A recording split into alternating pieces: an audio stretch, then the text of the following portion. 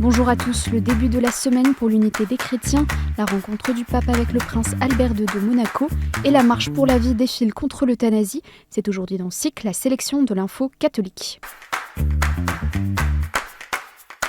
Invito pertanto tutte le comunità cattoliche a rafforzare in questi giorni la preghiera per la piena unità visibile di tutti i cristiani. Ce dimanche a commencé la semaine de prière pour l'unité des chrétiens. Instituée il y a 2 siècles par le pape Léon XIII, elle a pour thème cette année ce verset de la lettre aux Éphésiens. Il y a un seul corps et un seul esprit, de même que votre vocation vous a appelé à une seule espérance. Jusqu'au 25 janvier, catholiques, orthodoxes et protestants sont invités à prier et à dialoguer ensemble durant cette semaine portée par les membres de l'Église apostolique arménienne. À cette même occasion, le président du Conseil des conférences épiscopales d'Europe a publié une lettre lançant un appel à la prière pour la paix alors que la charte œcuménique de 2001 fête son 25e anniversaire. Tout au long de cette semaine, retrouvez en direct sur KTO les témoignages de responsables de différentes églises chrétiennes à travers le monde. Dans un décret officiel publié le 10 janvier dernier, le pape Léon XIV a proclamé 2026 année de Saint François, 800 ans après la mort du saint d'Assise. Ainsi, depuis le 10 janvier 2026 jusqu'au 10 janvier 2027, les catholiques sont invités à prier spécialement le Poverello d'Assise et à suivre son exemple de charité et de paix. Le décret institue également des indulgences plénières annexées. La pénitencerie apostolique précise que l'indulgence pourra être accordée aux membres des familles franciscaines, mais aussi à tous les fidèles sans distinction qui accompliront un pèlerinage dans une église conventuelle franciscaine ou un lieu de culte dédié à Saint François partout dans le monde. Dans ce décret, le cardinal Angelo De Donatis souligne l'objectif spirituel de cette année, qu'à l'exemple de Saint François jaillissent dans les cœurs des sentiments de charité chrétienne envers le prochain et de véritables vœux de concorde et de paix entre les peuples. Samedi, dans la bibliothèque privée du Palais apostolique, le pape Léon XIV a reçu en audience privée le prince Albert II de Monaco. La principauté, historiquement alignée sur de nombreux sujets avec le Saint-Siège, fait partie des tout derniers États européens, avec Malte et le Liechtenstein, où le catholicisme est explicitement inscrit dans la Constitution.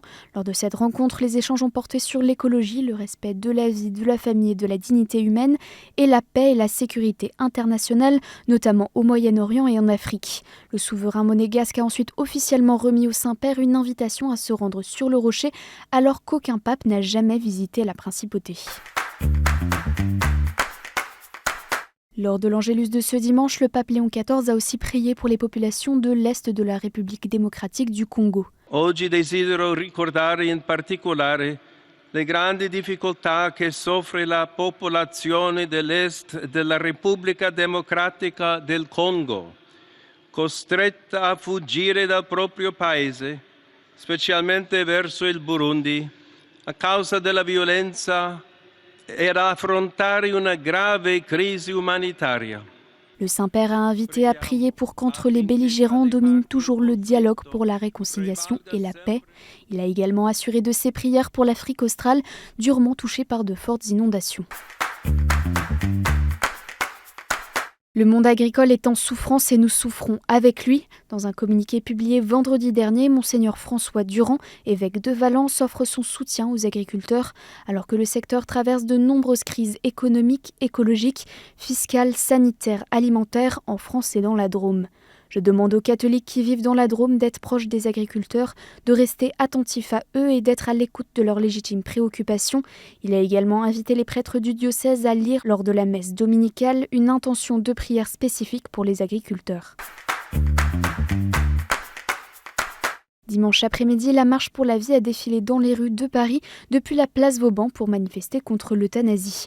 Sur les slogans de la souffrance se soigne, la vie se protège et soigner, pas supprimer, les manifestants ont défendu 10 propositions sur la fin de vie en substitution à la proposition de loi sur l'aide à mourir débattue en ce moment au Sénat.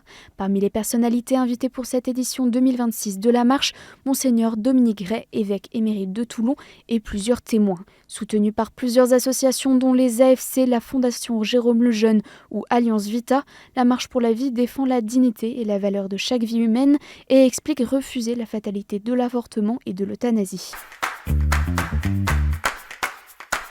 Et en bref, le parquet de Bordeaux annonçait la mise en examen d'un prêtre de Gironde pour acquisition et détention d'images d'un mineur présentant un caractère pornographique et son placement sous le statut de témoin assisté pour des faits de viol sur mineur de 15 ans.